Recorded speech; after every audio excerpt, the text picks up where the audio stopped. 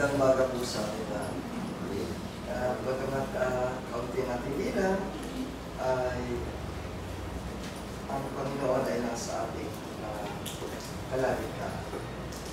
Sabi po, at sa mga ganito ay muli nais kong magpaalala at nais ko pong ibahagi ang isang mensahe na may kinalaman kung bakit ang bawat isa sa atin ay naririto sa mundong ginagawa natin. Ano ang ating layunin sa buhay natin dito sa mundo? Kaya today's topic is about our life's purpose on earth.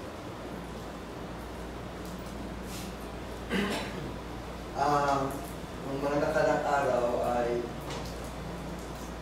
habang naghahanda ako ng aking mga pagpasok sa trabaho. Kasi normally po, tuwing madaling araw, yun lang ang pagkakataon na kasama ko, nagkikita kami ng misis ko.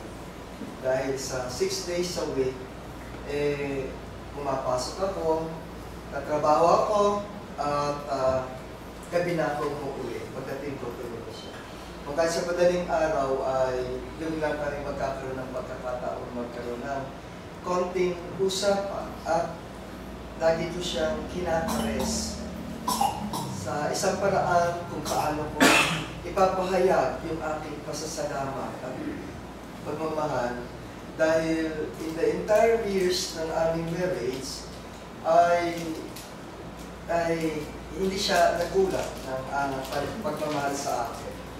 But when I started caressing her, pansin ko at naramdaman ko na may konti na siyang kapayatan. At nag-iba na yung kanyang physical na kalagayan. Hindi dati na kung saan ko mataba siya.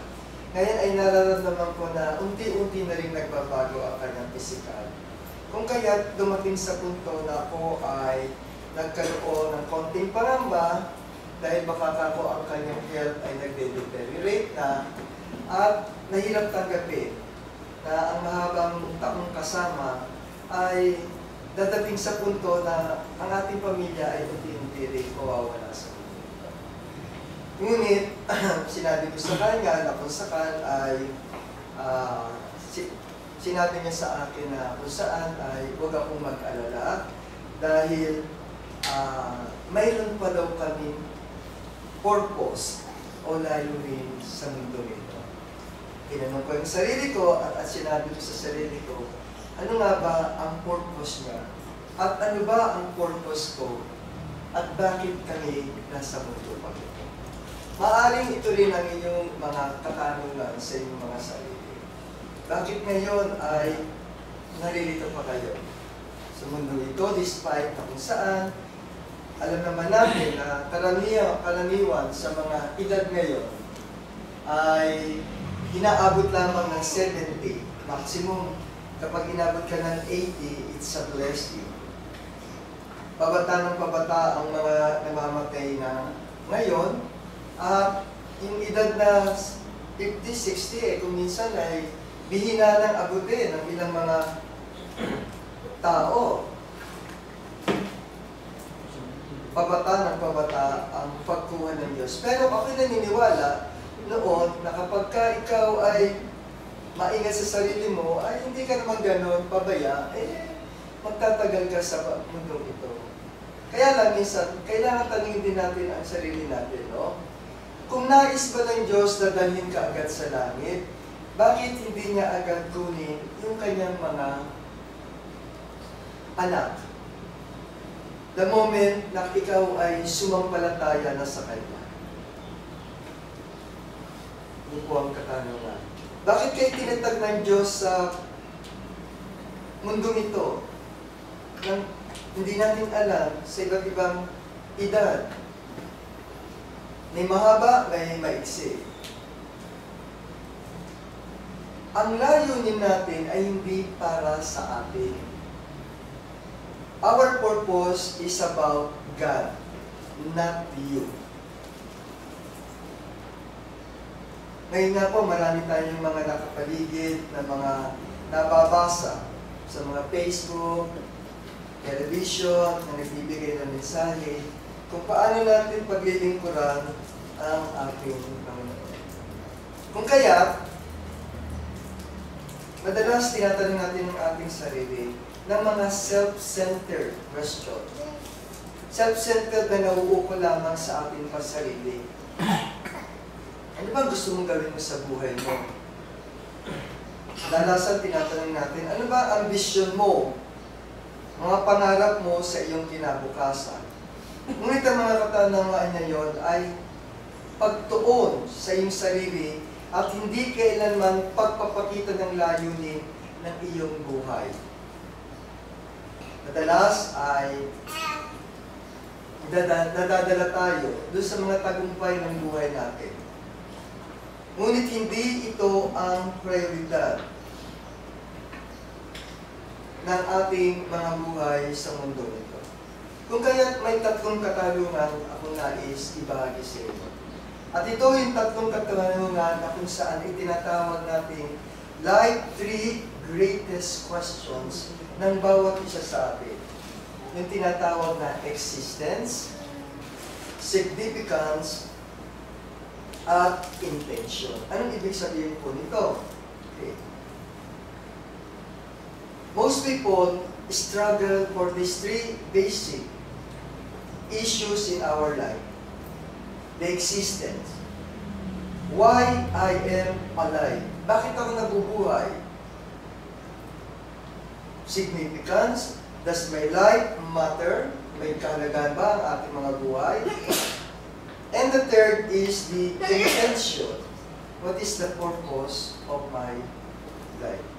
Yun ang kadalasan tinatanong natin sa atin. At yun ang 3 basic issue na kung saan ay may kinalaman sa ating layunin. But the answer to these 3 questions ay matatagpuan lamang natin kung paano natin maiintindihan kung bakit tayo ginawa ng ating Panginoon sa mundo ito. Human beings are not accidentally. We are not here by chance. Hindi tayo nilagay dito na accidental. May layunin ng Diyos kung bakit tayo dinala dito. Unang-una is to glorify Him. Para sa gayon ay makilala ng sangkatauhan ang kapangyarihan niya. Maraming mga passages na kung saan sa banal na kasulatan ay nagpapakita kung ano yung mga purpose of human life na dapat natin ibigay sa ating Panginoon. Sa Revelation, na kung saan 4:11. Malinaw dito na sinasabi sa atin, marapat ka o Panginoon namin at Diyos namin na tumanggap ng kaluwalhatian at ng kapulihan at ng kapangyarihan sapagkat nilikha mo ang lahat ng mga bagay at dahil sa iyong kalooban ay nangasilitaw at nangalikha ka. Kailangan natin purihin kung sino ang may gawa sa mundo mo. Bibigyan ko kayo ng ilang mga katuruan kung ano ang dahilan bakit tayo narilito sa mundo nito. Unang-una, sa Isaiah 4:43-7, malinaw na sinasabi dito na kung saan we have to glorify God.